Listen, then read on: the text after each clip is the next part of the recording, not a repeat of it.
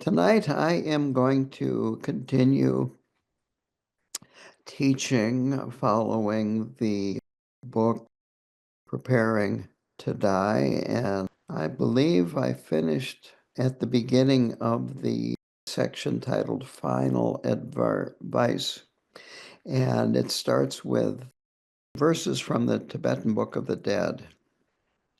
And I'm just going to read this briefly.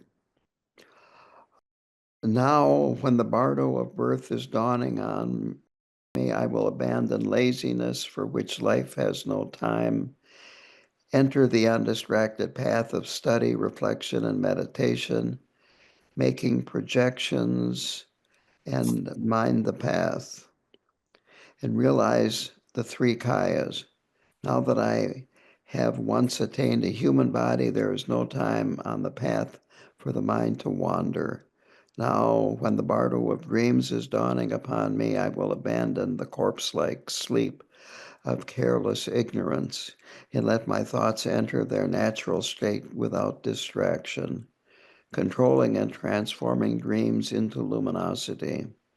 I will not sleep like any animal, but unify completely sleep in practice.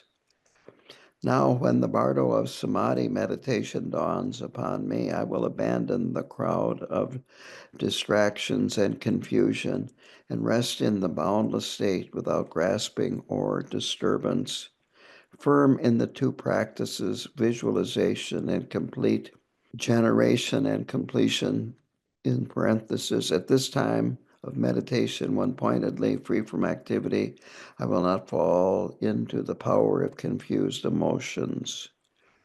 So what this means is there are actually different bardos that have not really been explained up until this point, that there is the bardo between birth and death.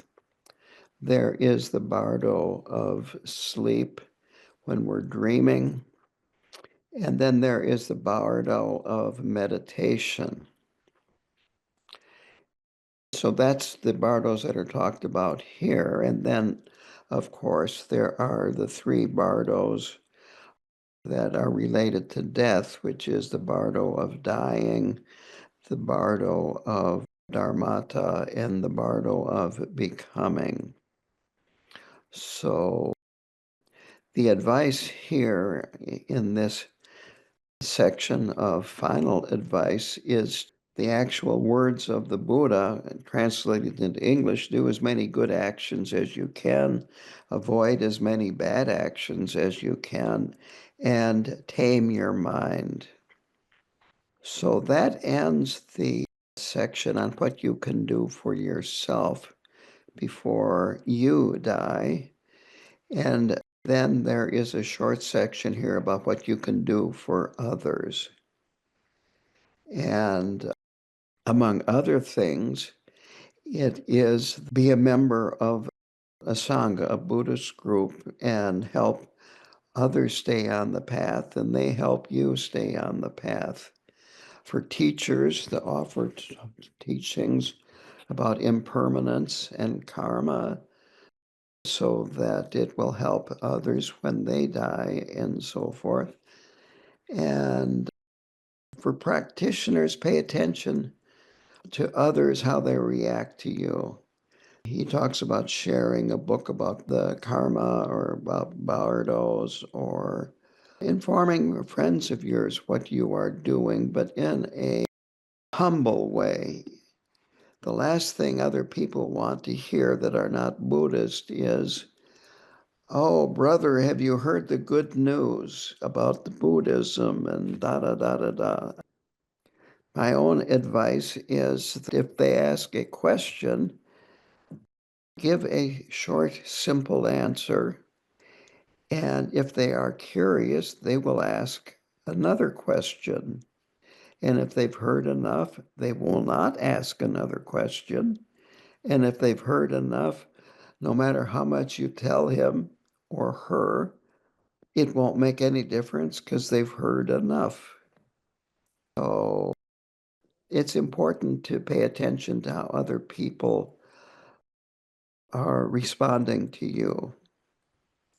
I will say this just happened Monday afternoon. I was in Eau Claire. I had a doctor appointment. Before the appointment, I went to Woodman's, my favorite Eau Claire grocery store, because it's huge and they have good prices. And I've got my robes on, and a woman started talking to me, an older woman. And I explained that I was a Buddhist monk, and then she got curious, said just a few things, and I mentioned that this Saturday I've got a program going on, and she was a little curious about that, and I ended up giving her my card. I don't know if I'll see her or not, but you never know, even in a grocery store. Be open to others and be clear, but let them be curious. There is one of the analogies in Tibetan Buddhism is a cup. If the cup is turned over, you can't pour any water in it. So if another person is a cup turned over, there's nothing you can tell them. Another analogy of a cup is that it's upright like this, but it has a crack in it, and no matter how much you pour in, it leaks out. So just pay attention, be mindful, and see what you can do. So he ends up with this. The best things that you can do for others before they die is to love them unconditionally, accept them for who they are, help them live their lives to the fullest. Again, he says, keep your views about death to yourself unless there's an invitation. Needless to say, the Tibetan Book of the Dead and the teachings on the Bardo and so forth can just cause more confusion in many people than clarification. Now, I'm going to switch to the book by Khenpo Karthar Rinpoche, Bardo, The Interval of Possibility. And this is the beginning part of it. You might say the introduction to the Bardos of dying, dharmata, and becoming. So he has, in the beginning of his book, quotes by the sixth Shamar Rinpoche, who lived 1584 to 1635. And it's from a prayer called Aspiration for the Bardo, which Rinpoche said he chose it because he had a limited time to give this talk. And this was a much shorter prayer than the Tibetan Book of the Dead. So to begin with a quote here, those who are refuge in this life, in future lives, and in the interval in between are guides, the gurus, who I supplicate, lead us through the negative karma mistake, the projections of our bewilderment, thought to be real, out of our wandering through the 6 states within samsara. So we're asking them, our gurus, our sources of refuge, to, in this life, in future lives, and in the Bardo, to lead us through our confusion. The 6 states, of course, are the 6 realms of samsara. Basically, it's saying, I take refuge in the Buddha, the Dharma, the Sangha, and the teachers that are actually present that we can receive teachings from.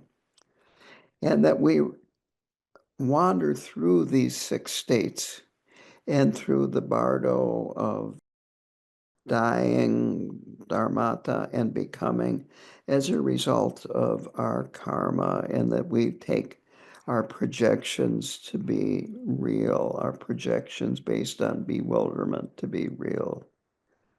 Next, through the instructions concerning special visualizations for use at that time, may I be able to practice all the various ways of bringing the bardo to the path. So you're making the aspiration that I may be able to gain control of my mind as I'm going through the bardo. And may I recognize this bardo experience as bardo experience. So we're asking for recognition. The next is the bardo is divided into two aspects, the bardo of the true nature and the bardo of mere appearance.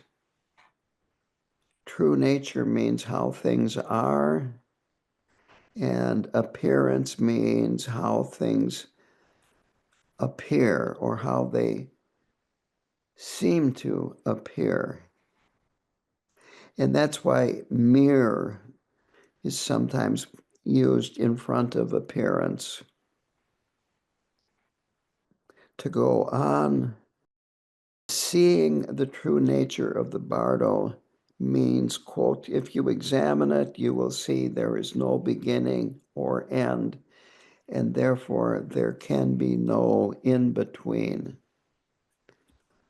So the bardo, whether it be the bardo between birth and death, the three bardos related to dying, the bardo of dreams, and the bardo of meditation, ultimately,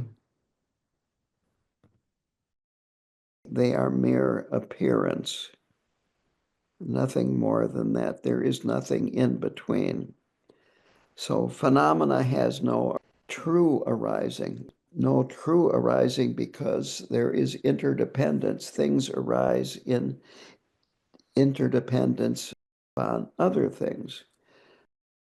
Phenomena do not cause themselves to arise. So without truly arising, how can there be truly ceasing? If it's never arisen, so if there is no truly arising, no truly ceasing, absolutely, how could there be an in-between? Quote, therefore, in the context of absolute truth, what we call the bardo does not exist. But it certainly seems to exist to the person who is experiencing it. Bewilderment here means that we mistake interdependent appearances to be independent. And we mistake then the bardo, any of these bardos, to be an independent reality. So this is very clearly talking about our bewilderment and how we take mere appearance to be real. Rinpoche continues, and he mentions that the Buddha taught that as long as we are bewildered, all of samsara and nirvana can be included in a bardo. If we believe in this independent existence, this is how we experience things, and this is how we interpret our experience. To go on with this aspiration prayer, may I gain trust in the Buddha's teachings that all of samsara and nirvana are in this way included in this category of bardo. which does not truly exist, but nevertheless appears to. To go on from there, quote, everything is that, and it is everything. There is nothing whatsoever that has any nature other than this. So this is the nature of everything, of all things, all phenomena. And then the aspiration continues, may I meet or see the face of the Bardo of the true nature. And see the face, that means to gain direct experience through these precise instructions and intensive practice of the various methods. That is this aspiration to see the ultimate nature, the true nature of appearances. Now, in terms of the way things appear, this is frequently described as fake truth, false truth. And it's easy to misunderstand that.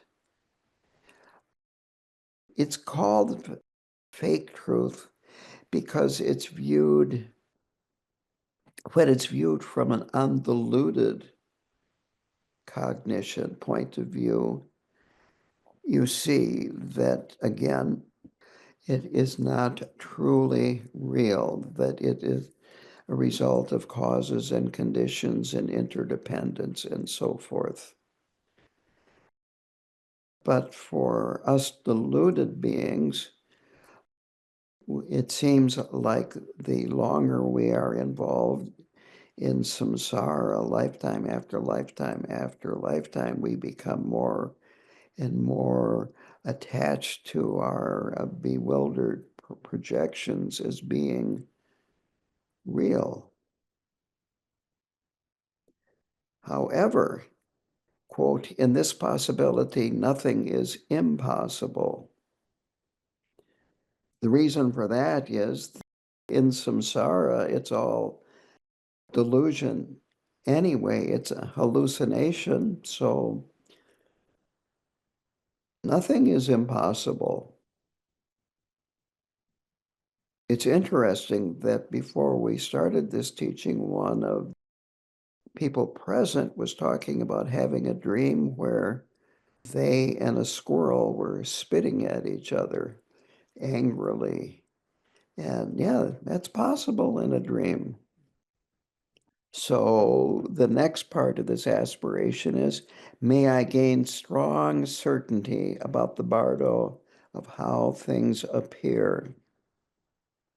It is this aspiration to be able to see relative truth or fake truth as nothing more than bewildered projections.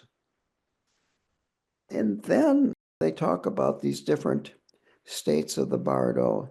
And here, though, in Khenpo Karthar Rinpoche's book, does not talk about the Bardo of meditation. It's not a problem, but I'm just pointing that out. So in the interval of our present life between birth and death, the teaching is that none of the appearances are reliable, that they don't last, they're constantly changing. They are, the word was ephemeral. For the dream state, this is appearances that do not really exist, but seem to exist because we're asleep. And if we can eliminate this bewilderment of thinking dreams are real, you can do what's called lucid dreaming and actually gain the ability to control the direction of the dream and eventually actually control the dream itself.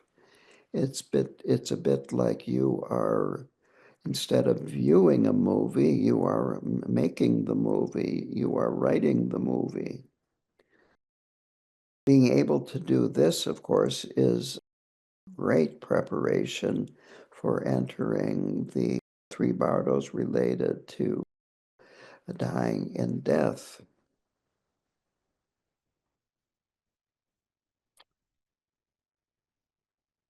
That that you can eliminate this bewilderment of taking our conventional waking appearances as real also. Now, the third point is about the dying, the bardos between dying and birth. Here, Rinpoche says they're called the first part, the middle part, and the last part, which corresponds to dying, being dead, and approaching rebirth. And to kind of sum this up briefly, he says that the way to prepare for these three phases are A, the path of clear light. By practicing that, the nature of the first interval, the bardo of dying, is recognized as the Dharmakaya. That the second path, the illusory body practice, will help you recognize the bardo of Dharmata to be the Sambhogakaya, or the body of complete enjoyment. And with that recognition, you are liberated into the Sambhogakaya. And the third is the path of becoming. And by recognizing this, that you will transform your rebirth into that of a Nirmanakaya. You will have chosen an excellent rebirth and will be born into a family that you will be brought up in the Dharma. The next part of the aspiration is, quote, may I traverse or complete these paths and thereby achieve liberation in these intervals. And this is basically saying that whatever form of meditation and practice that I am doing, that may it be related to any of these three yanas, Dharmakaya, Sambhogakaya, and Nirmanakaya, may I come to develop the complete recognition or realization of the true nature of things. They have no inherent existence. And at this level of no inherent or independent existence, this is the clear light. So this is a very important realization.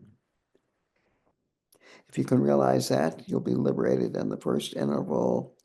If that doesn't work, then you meditate on pure appearances. We talked about this last week, and that is this idea of sacred world.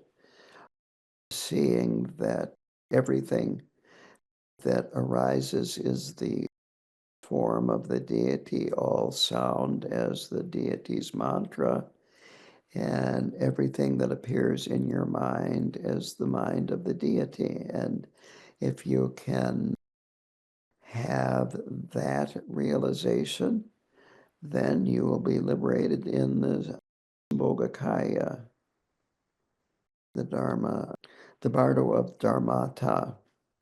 And then the last is preparing for rebirth as an emanation.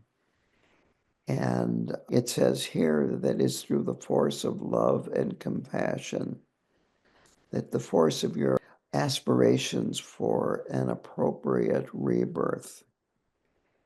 By doing this, you are able to stop having an inferior or inappropriate rebirth and choosing good parents that will bring you up in the Dharma, and that you will have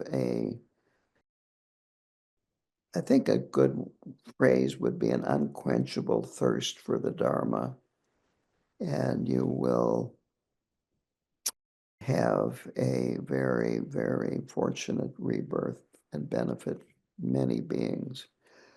So that completes the introduction part of Khenpo Karthar Rinpoche's book on the Bardo. He then talks about the three Bardos specifically, and I am going to go back to Andrew Holecek's book. I'll return to later at some point. So this chapter then begins on page 67. It's what to do for yourself as you die. And there is a quote here by Tondrup Rinpoche, which I'll read.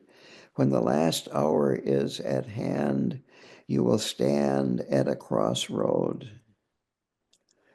If you have prepared in advance, you will be ready to move on with great ease and confidence, like an eagle soaring into the sky. So he makes a few points here. If you have prepared when death arrives, simply relax. Have confidence in your good karma, your preparation. Karma is referred to in the Bardo as the winds of karma. And it isn't there is a wind there, but it's referring to the momentum of your karma propelling you through the Bardos. So if you have good karma from your actions, your virtuous actions, then you will have this positive momentum that will help propel you through the Bardos. The next point is remember that death is a natural part of life, and that you're not the only one that is dying or the only one that has died. Quite honestly, I have reached the age where most people, the majority of the people that were born the year that I was born, are now dead. It's that simple. In the United States, you go to a third world country and it would probably be a huge amount of people have died when you get to be my age. And as you can clearly see, I'm not dead yet. So it's good to think about this, that you are still alive. Maybe you're dying now, but it's natural, and you have had a long life, and you have had time to come in contact with the Dharma. In a way, since it's only the time of death that is unknown, you're very fortunate that you have gotten as far as you have, and you have received as many Dharma teachings as you have, and you met so many great teachers, and that you've practiced, even if it's a little bit. Andrew Holecek even says death is more common than life. He then talks about the 27 states of samsaric existence, and I have to confess, I don't know what they are. I don't know the names of each one, and I was not even able to Google it and find out. But this is what I do know. There are three realms of samsara: the desire realm, the form realm, and the formless realm. In the desire realm, there are the 6 realms that we are all familiar with. The full God, the jealous God, the human realm, the animal realm, the hungry ghost realm, and then the hell realm. And the form realm and the formless realms are God realms. And there are different realms within the form realms and different realms in the formless realms. But I kept coming up with the number 32 when you added them all together. Take your pick. In a way, it doesn't matter. Basically, what is being said here, in whichever realm you are still in samsara. Even the gods who have very, very long lives die. In spite of that, you suffer.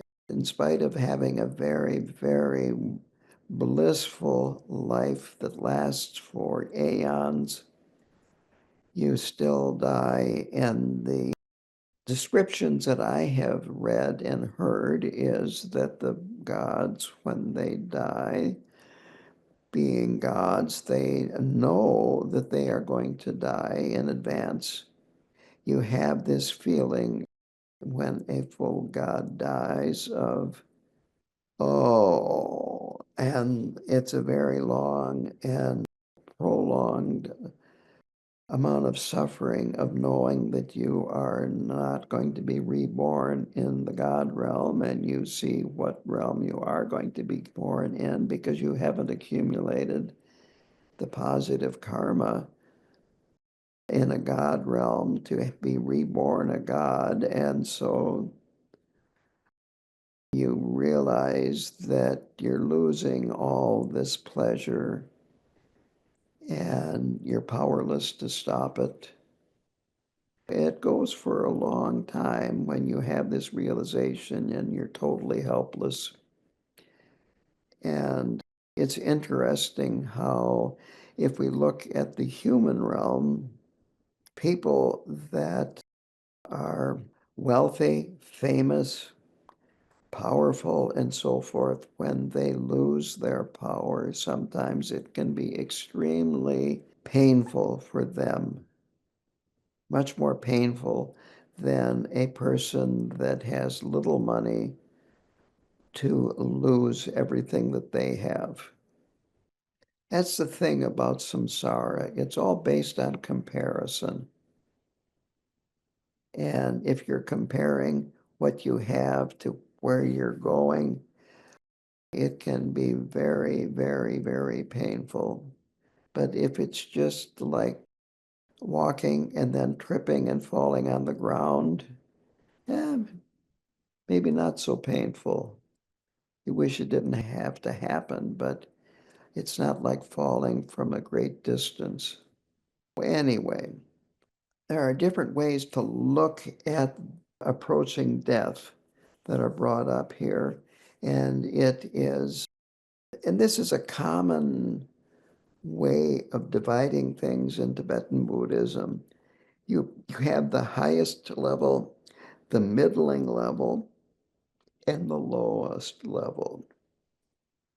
So the highest level, the practitioner looks forward to death because they realize that it's their greatest opportunity for enlightenment, and they know they are headed for enlightenment.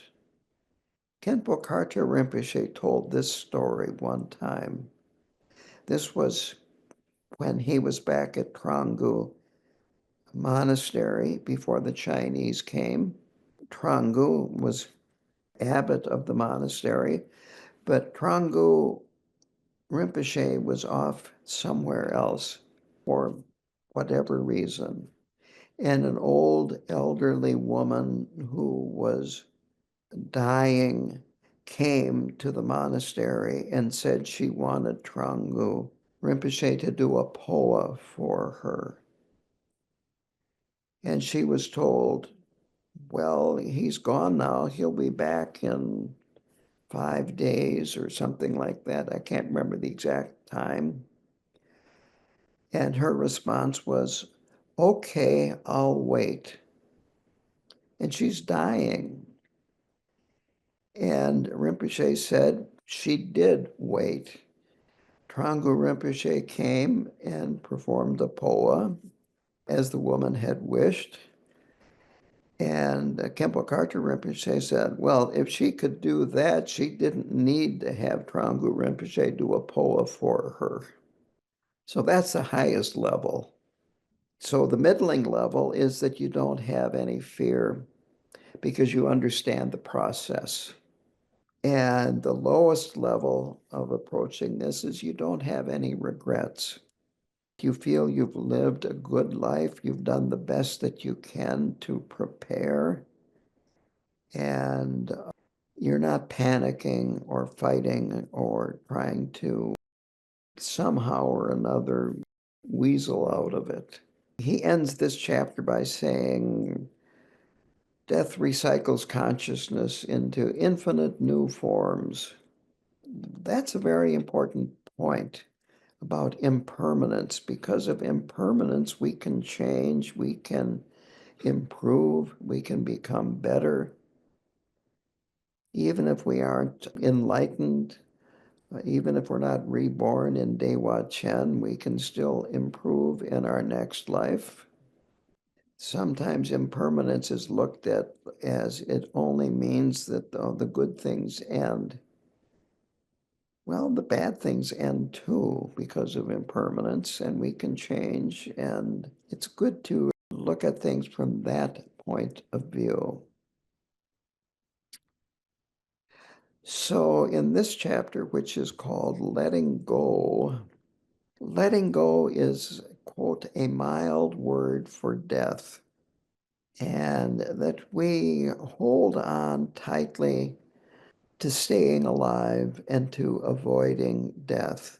This is actually why the Bardo of dying is got the painful Bardo of dying attached to it. Letting go is very, very difficult. It's difficult to accept death as a necessary transition. On the other hand, if we look at grasping and holding on to things and so forth while we are alive, it's caused us a lot of problems. It caused us to cause other people a lot of problems. And perhaps we have some regret realizing that I didn't have to do it that way. So the spiritual path is one of letting go of attachments, letting go of territory. And we don't want to wait until we're dying to let go. We can let go of selfishness, grasping, ego, and suffering, even if it's just a little bit. It isn't an all or nothing situation, but even if it's a little bit, we will benefit from that as we transition through the Bardo. So he says, let go of expecting to die in a certain way. Let go of how you look to others when you are dying. You don't have to look like you've been in the makeup room before you die. Let go of fear. I've never thought of it this way, but he says, let go of dying being a performance. I kind of am scratching my head as I read that part. He said, just be genuine, simple, ordinary. I like this part. Dying is fresh. It's the first time you've done it in this life. So it's fresh. It's new experience. Quote, expectation is premeditated disappointment. That sounds like a bumper sticker. Anyway, so he talks about then that we are made up of a gross physical body, our flesh and blood. We have a subtle body made up of the channels, the winds, and drops. The Sanskrit words are nadi, prana, and bindu, and then chakras. And there is a very subtle body, which has very subtle prana and mind. These first two bodies, the gross and the subtle body, dissolve as we go through the dying process. And what is revealed or what is left when we do these various inner and outer dissolutions is this very, very subtle body. So we're getting into how the body gradually dies, and you have this outer dissolution where the flesh and blood body gradually dissolves and ceases to function. Then the subtle body, which has these nadis, prana, bindu, and chakra, that dissolves again and disappears, and what is left is this very subtle body of prana and mind. And it is that very, very subtle body that continues through the Bardo and takes rebirth. Everything else is left behind. When we're looking outward, we experience temporary experiences. When we look inward, when we're alive, we have more permanent, lasting experiences. And these more permanent experiences are, quote, they allow us to touch our deathless nature. So he feels that this is a very important point to familiarize ourselves with this. Looking in is a very important part of preparation for dying.